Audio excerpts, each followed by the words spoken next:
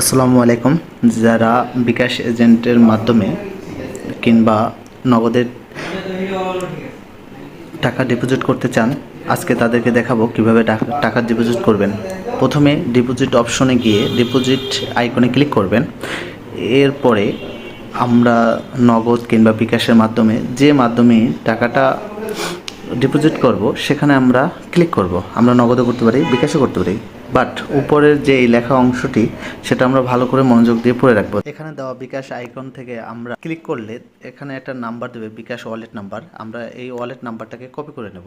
বিকাশ অ্যাকাউন্টে গিয়ে এই ওয়ালেট নাম্বারটা এখানে মানে বিকাশ এজেন্টটা ক্লিক করে আমাদের টাকা যে পরিমাণে টাকা ঢুকাবো সেই পরিমাণে টাকা আমরা এখানে দেওয়ার পরে এখানে যে একটা ট্রান্সফার নাম্বার আছে আমরা সেই ট্রান্সফার নাম্বারটা কপি করে রাখবো। পরে এখানে আমরা যে কয় টাকা বিকাশ করছি, মনে করেন 500 টাকা বিকাশ করছি, 500 টাকা দেওয়ার পরে নিচে আমার